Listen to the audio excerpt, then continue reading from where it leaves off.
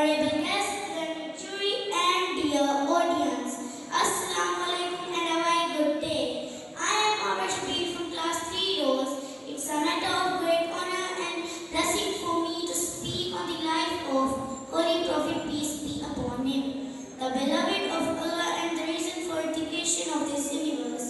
He is the one for whom Allah himself said, "We haven't sent you except as a mercy for all the world." Ladies and gentlemen, Hazrat Muhammad, peace be upon him, was born in 571 AD. His father, Hazrat Abdullah, died even before his birth. When he was just 6 years of